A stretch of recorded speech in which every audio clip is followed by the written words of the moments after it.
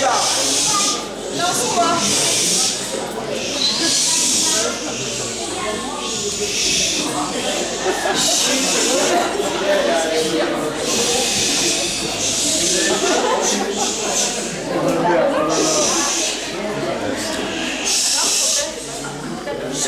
Chute maintenant. Alors aujourd'hui, j'ai l'honneur d'être un des témoins de l'engagement entre Angélique et Jonathan, de s'aimer l'un et l'autre éternellement et inconditionnellement. Donc en tant que témoin, j'ai plusieurs tâches à accomplir. Après avoir soutenu la mariée quand elle stressait, assister aux multiples essayages de robe, supporter tes sauts d'humeur, préparer avec mes fidèles assistantes témoins, Sophie et Stéphanie, un enterrement de vie de jeune fille d'enfer, aider à la préparation du mariage, décorer la voiture balai, s'assurer que la mariée dise bien oui, et enfin signer le papier officiel. Et j'en passe. En tout cas, j'ai essayé de remplir au mieux ces tâches, mais voilà qu'arrive le plus dur, le discours.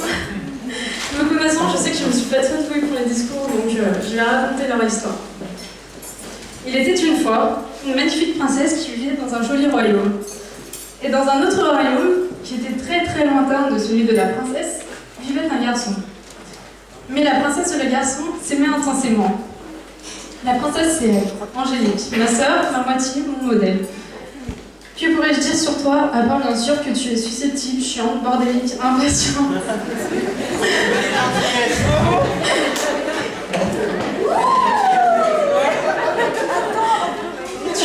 Tu as beau avoir tous les défauts du monde, tu restes toi, tu es ma sœur et je t'aime plus que tout au monde. C'est vrai que tu es une vraie grognasse et que l'on s'engueule tout le temps, mais tu as toujours été là pour moi et je le serai toujours pour toi. Et tu sais combien je partage le bonheur de cette journée. Le garçon qui a fait chavirer la princesse, c'est lui, Jonathan, mon beau-frère. Enfin, beau, faut pas exagérer. C'est Joe, ou le Lilliputien pour les intimes.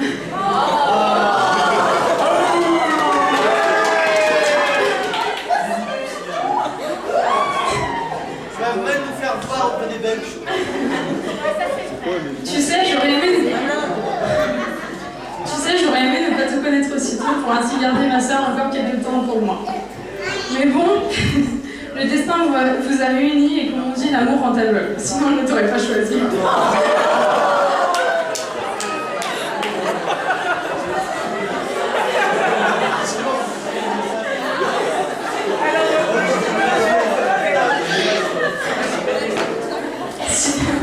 Si je te taquine chaque jour, c'est parce que tu sais que je t'adore et que je n'aurais pas rêvé meilleur beau-frère. Et pourtant, au départ, c'était pas gagné. Quand je t'ai vu, je me suis dit, c'est qui celui-là? C'est qui pour m'enlever ma sœur et me l'emmener à 800 km de chez moi? Tu peux pas savoir comment je t'ai détesté. Alors, j'ai demandé à ma sœur, pourquoi lui? Pourquoi déménager? Elle m'a répondu, pourquoi attendre quand on sait que c'est beau? Et alors j'ai compris. À cet instant, j'ai vu l'étincelle dans ses yeux, ce lien.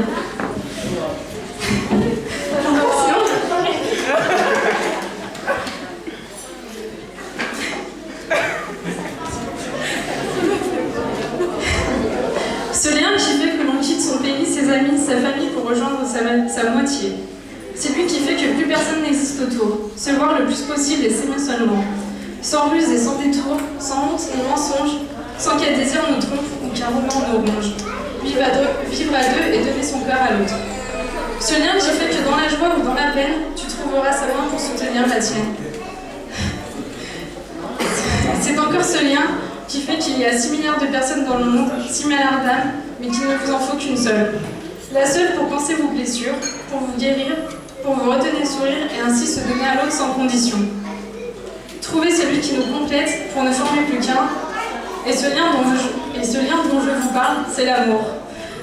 Et la princesse et le garçon partageaient ce lien si précieux. Leur amour était indéniable et vrai, assez fort pour traverser tous les obstacles. Alors, ils se marièrent. Alors oui, aujourd'hui, je suis témoin de cette union, mais quelque part, j'en suis le témoin chaque jour. À la seule différence, c'est qu'aujourd'hui, ma sœur, tu rayures dans ta robe de mariée, et que toi, mon beau-frère, tu es trop occupé pour me faire chier.